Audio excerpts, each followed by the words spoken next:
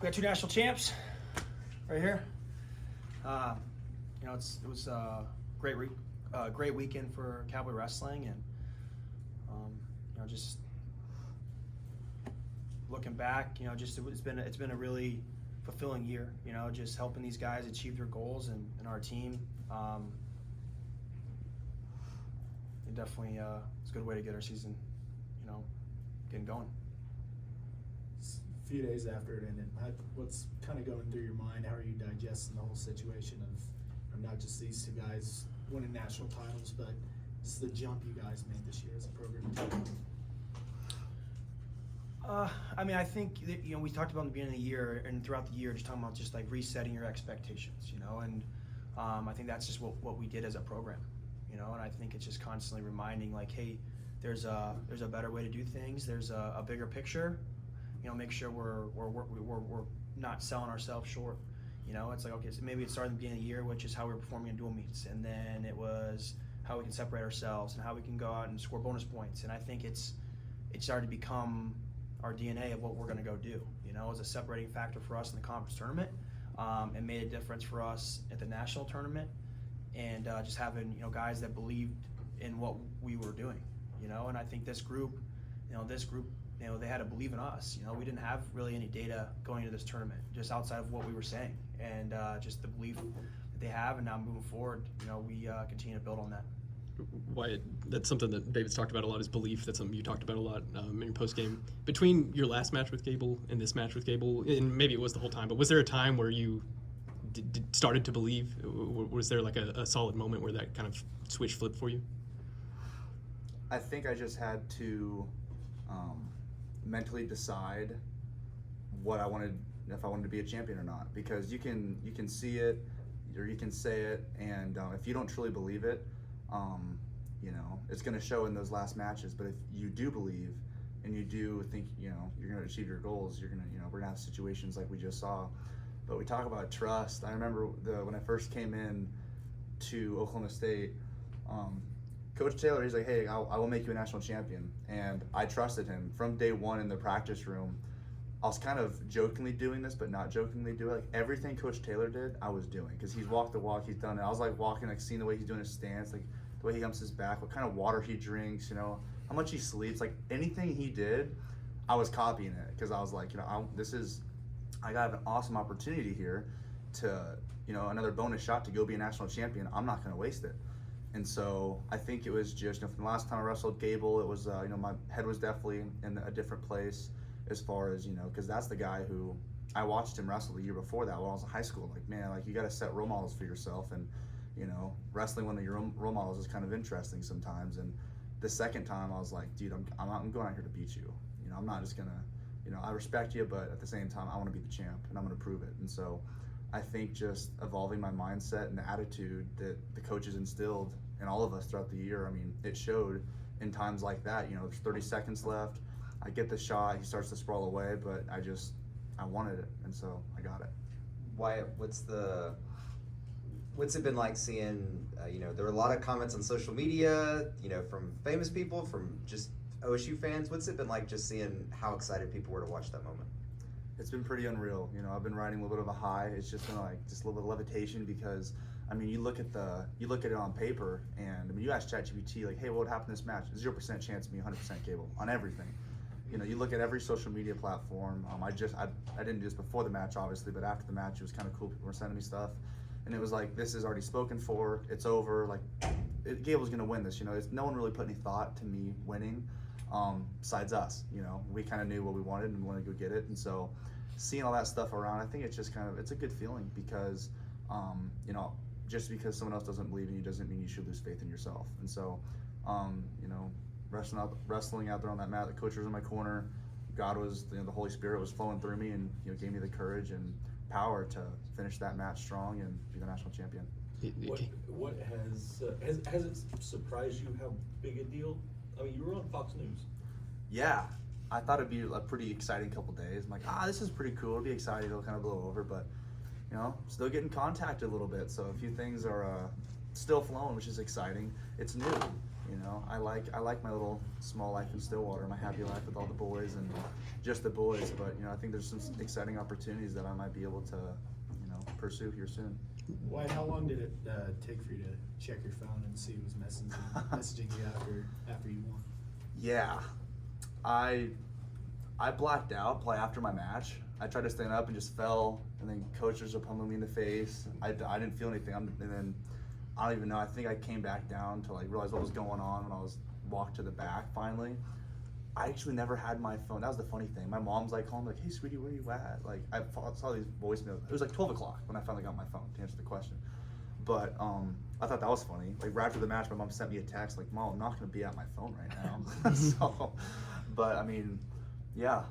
I think every single person I've ever met or ran into, you know, like, "Oh, I don't know if you remember me, but in 2014 I saw you at Walmart," you know. So everyone's showing their support, and that just makes me excited because a lot of people that might have never been involved in wrestling, they saw that match, and for most of them, if that was their first match, it's gonna be hard to top that, you know, as you're the beginning of a wrestling fan journey. But it's just the amount of overwhelming support that everyone's been showing is just, I mean, it's awesome. Dina. Dean, I had Quinn Kesnich on my show this morning. He talked about interviewing both you guys after you win. He talked about interviewing wrestlers in general after they win a championship. How much do you remember of that interview? Because he says a lot of times when I'm talking to guys, they're so juiced after, you know, kind of what Wyatt was saying there. After what happens, do you even know what you answered? I didn't really know. I don't remember too much that I said. You know, I was kind of riding that adrenaline high, like Wyatt said. So, no, I don't really remember. Dean, in a lot of your post-match interviews, you said that it hadn't hit you yet. Has it hit you? When did it hit you? What was that moment like? It took me a little bit to kind of just unwind and relax a little bit, and then kind of hit me once I started getting a bunch of text messages and congratulations. And what was that moment like whenever you finally started sinking in a little bit? It was awesome. Felt fulfilled and grateful. Is there one, whether it was just the wildest text message you got or maybe the most sincere, was there one or two that stood out to you? They're all just congrats and sending positive message my way, and yeah. Dean, what was your just, you know, obviously, like you've talked about, you could have easily won the Big 12s against Keegan. Given how it ended, what did you take from that match going into this title match, and what was your mindset going into it? Yeah, just had to stay focused and present during the whole match. You know, in the Big 12s, we kind of got off path a little bit, and I paid for it. So really making sure that I was present every single moment in the finals match. How much did that experience kind of fuel your run through the bracket at 174? Yeah, I obviously wanted that win back, so that was one. But I was just trying to go out there and score as many points as I could in every match. Wyatt, it came out not too long ago. You're a finalist for the Hodge. Just kind of what does that mean for you? I mean, if you look at the track record, I've been the most dominant wrestler in NCAA for, I think this is the 4th year in a row. So, you know, I learned a lot this year. I've developed a lot as a wrestler this year. I like to say when you go to learn from a magician, you tend to learn magic. So, I mean, having that extra spin on everything was just pretty sweet. So, you know, winning that trophy is gonna be exciting. You know, I'm a semifinalist, and Carter Starachi has won 5 national titles. That's never been done before, so that's very impressive. So, I mean, I'm just happy to you know, be in the runnings for it. Wyatt, I asked you at the airport about who was the outstanding wrestler in the tournament, and you said, I don't even know. It'd be nice if it were me, and I think it was Tarachi. I mean, he got the 5th national championship. That trumps to me, a Dan Hodge trophy trumps wrestler of the meet in the NCAA. I mean, do you know the history of all this? I mean, can you appreciate what being the Dan Hodge winner would be? Yeah, I think I'd feel okay about that if I got that instead of outstanding wrestling. So, absolutely. Dean, I'm sorry. Were you done? Yes. Okay. Dean, along those lines, Amateur Wrestling News give you the Hammer Award, which they say is for the winner of the toughest weight class. What does that mean to you? Yeah, I'm honored to get that. That's awesome achievement for me, and I think it's a testament to the run that I had in that tournament. You, I think it was after the semifinal, you talked about looking over at your dad right before the sudden victory period. I don't know, how much did your family get to come here and watch you, and what was it like having them there for that? Yeah, they came to a couple duels, and that's obviously a super special moment for me, being able to run down after that match and greet my family, and they're all super proud and thankful for everything that they've done for me through my wrestling career. Dean, anything Wyatt talked about, copying pretty much everything David was doing. It sounds like anything specific you learned from David this year that changed the way you wrestled that you think helped you? I think mindset-wise, just being more calm during matches. Last year I'd go out and be kind of spazzy and over wrestle sometimes, but really being able to unwind and take it all in and just be calm out there. When did you know this was possible? Right when I got here. Okay. And what was it about that? What was it about getting here? Just the environment, the training partners, and everyone working to accomplish these goals, and when everyone's working to do that, special things can happen. David, there's been multiple guys, and I know Dean harped on it a lot up in Philly, about learning patience as part of what helped him this year. How much of an emphasis is that for you, and was that something that was important during your competitive career? Yeah, I mean, I think you're constantly always learning. I think when I had the ability to compete across the world and every biggest event, right? And you learn from those things, and just little things that we talk about these guys, like, hey, these are some things that I did at the days of the finals that helped me, or these are some mistakes that I made, and ultimately they had to decide what was best for them. But you're just constantly learning, but I just think patience is something like you want to win the nationals, but you don't win the nationals in one day.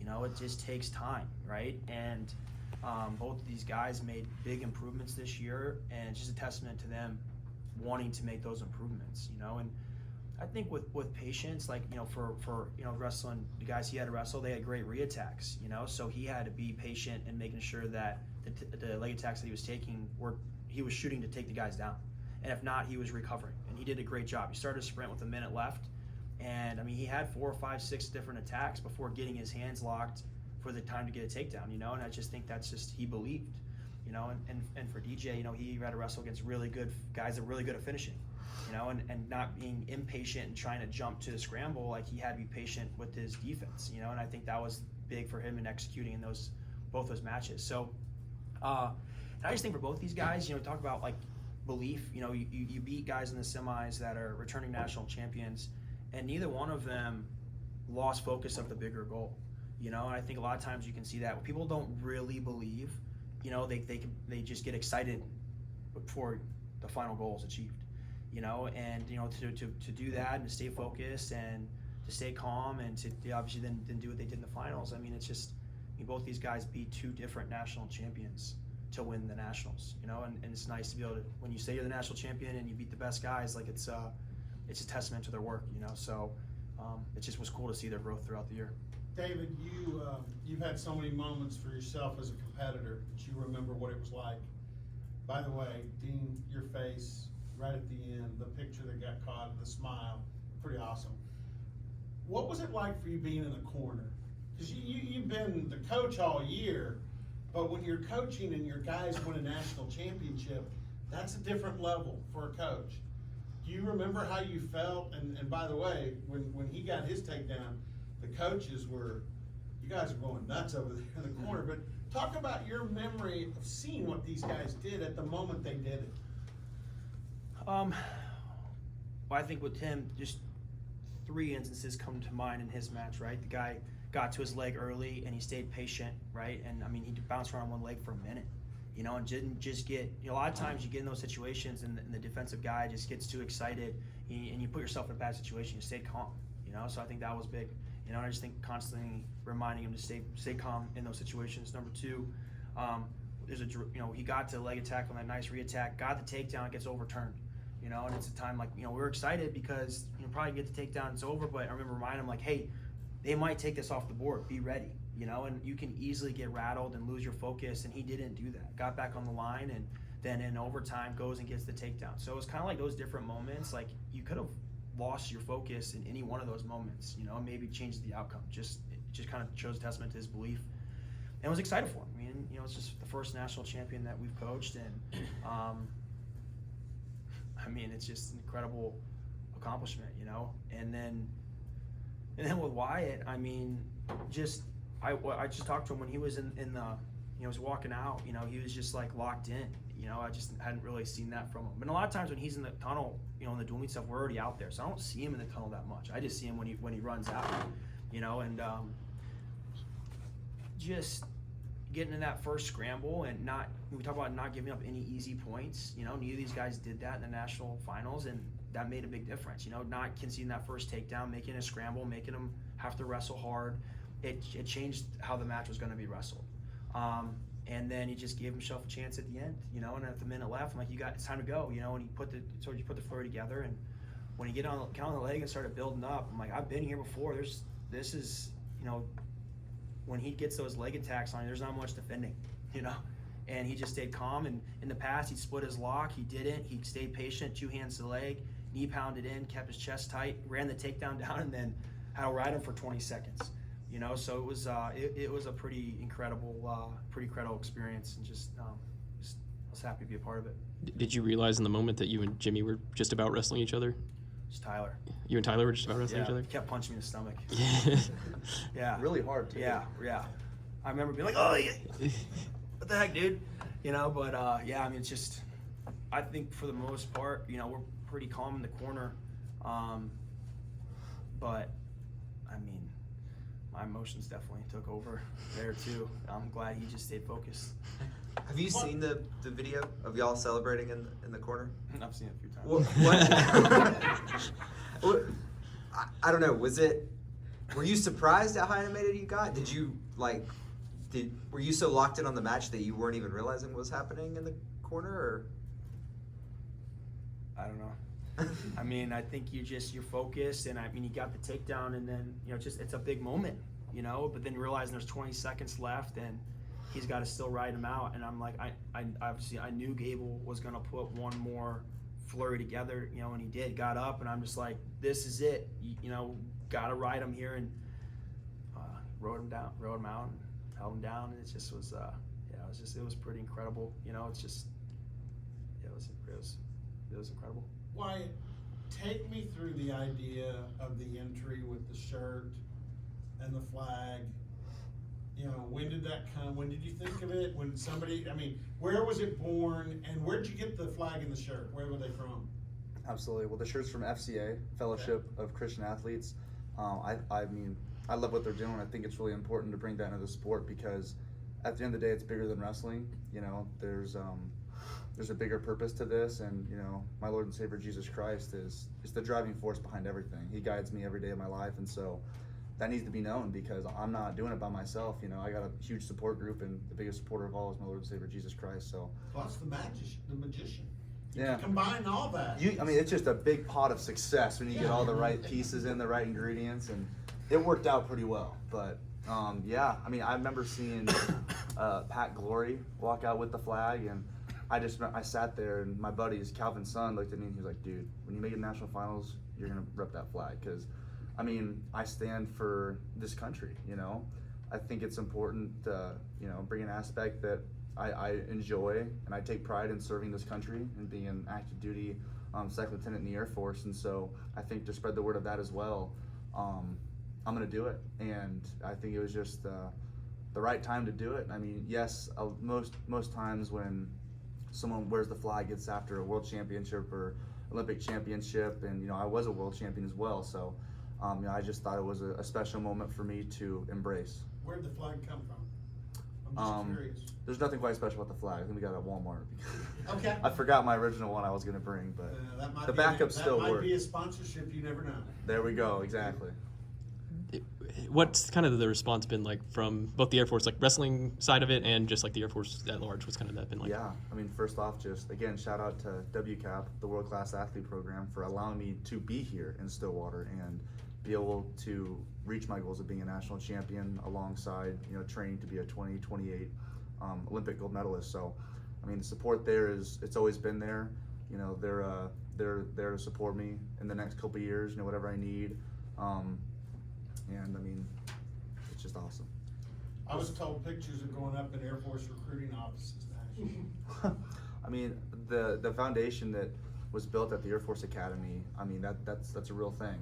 You know, the time I spent there developing myself as not only a wrestler, but a leader and a warrior, I mean, that's still stuff that I carry with me today, and that, you know, it's just engraved into my wrestling. And so, you know, with that kind of foundation, with, you know, the magic man over here, adding in some spicy ingredients into it, it kind of just, you know, turns into just big ball of success. Does the win on Saturday change how you view, you've talked a lot about 28, and it's clear what your goal is, but does this change how you view that now because you won a match like this? I think, you know, no matter what happens, the goals are going to stay the same. We never talked about, you know, whenever Gable joined, there was never a time we sat down like, hey, this just happened. Like, nothing has ever changed. So that's been the mindset since August. I don't think anything's still going to change, because this is a part of the journey, is, you know, conquering wrestlers like that, and that's just part of the journey. So I think the plan we've set in place has been proven to work pretty well, and so I think we're not going to deviate from what we've been doing. We know what works. I know that the special mountain water coach drinks helps me too. I started copying him doing that, so, you know, we're not going to start changing everything now. Coach, I'm not saying it'll be a problem with either one of these guys. Honestly, don't think it will be. But you've won a national championship, and you've understood continuing the journey and the march and going on to some of the international opportunities that existed for you and will for these guys. Is that what you share with them now?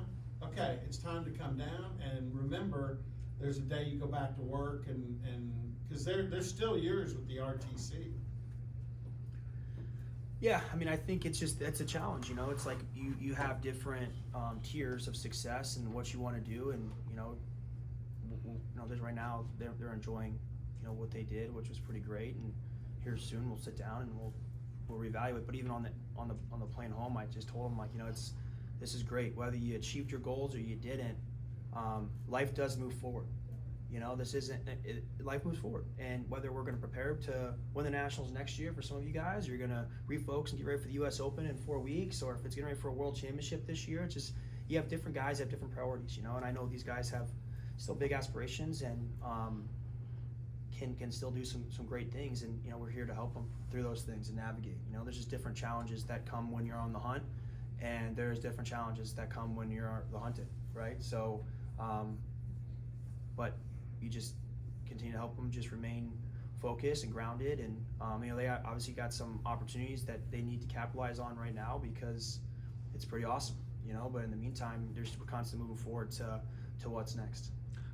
Wyatt, did you get to break out all of your slaying the giants kind of metaphors that you planned on, and can you sort of talk about, it seems like that was something intentional you were thinking about going into that one? Yes. So last week at Life Church, the sermon was mainly about David and Goliath, and I think it's easy to overlook a lot of the key values and principles that story entails. So, I mean, if you're not aware of David and Goliath, you know, David was an Israelite, and, you know, Goliath was a big monster, and he had been taunting them for 40 days, and everyone was just, it was what he was saying, and he was like, no one wanted to fight him. I mean, he's, you know, 15 foot tall, he's giant, he's, you know, been killing people, and and David, this small guy, this little shepherd, you know, it's just like, I saw myself when I was hearing that sermon. I actually went and watched it like 3 more times that day, just because it resonated so much with me. I talk about people saying, like, oh, this is Gable, the match is, you know, he's gonna win, all that stuff. I kind of felt a similar situation, but the people that, you know, believe that David could kill Goliath, you know, was David and his, you know, his family and his Lord and Savior Jesus Christ. So, you know, that just really resonated with me this whole week. And David had a vision of victory. You have to see it happening. You have to believe it. And I mean, when David went out there to kill Goliath, I mean, he went and he grabbed 5 stones to throw. And people, oh, he got 5 in case he misses. No, it's because Goliath had 4 other brothers, and he was ready to kill all of them right out there. He knew he could do it because he had God on his side. And so I think just having that, even before I went out there, before that match, I remember just sitting in the tunnel, and I was zoned in, I was focused, and I'm just like, this can be done. Like, I believe I can do this. And so I really just think that, pretty grateful that Pastor Craig had our guest speaker come preach that story, because that's exactly what I needed to hear the week before the national tournament. I was able to, you know, just resonate with that all week, especially after the match. Obviously, you've had a pretty dominant wrestling career. When's the last time, not that you felt like it was going to be a close match, but do you remember the last time you went into a match where you felt like at least everyone else was like, oh, Wyatt doesn't have a chance? I don't know. I mean, there's been a couple matches. I mean, I faced Gable my freshman year, and it was, that was a little bit different, obviously. Went a different way this past weekend, but I don't really know. There's a couple matches when I was facing, I think like Greg was a great competitor, Mason Paris was a great competitor, and at that time, I was pretty developed as a wrestler, but there's still that, I didn't have that special sprinkle of magic yet. So, I mean, if I just can apply, sometimes what I know now, if I could go back to some of those situations and just apply one thing, just mentally too, like we talk about attitude. Attitude is so big, because when you're out there wrestling, if you have that attitude of being dominant, your opponent's gonna feel that pressure. So, I just think back to, man, only if I could apply what I know now to past matches, like I would have, maybe have a couple more national championships sometimes. But I mean, I think that everything I learned at the Air Force Academy though, and I wouldn't go back and change that for anything. So was the mustache just like a good luck charm to get you through nationals? What changed? Yeah, so as you can see, the mustache is now gone. But, at first, I did the mustache as kind of a joke, just because I finally could. I haven't been able to have any facial hair for the past 5 years, and so I commissioned and I could, and then I was gonna shave it, but then people were like, "Man, like, get those caterpillars off your face." I'm like, you know what? No, I'm gonna keep it now for a little bit. But I don't know. I told myself after nationals, like, I'll probably shave it after nationals. And last night I was going to bed and I was like, well, I will just shave it. I do like the look of a clean face, and so I wanted to look good for all you guys today. So there we go. He says next to the two bearded dudes. It looks good on them too. Anything else?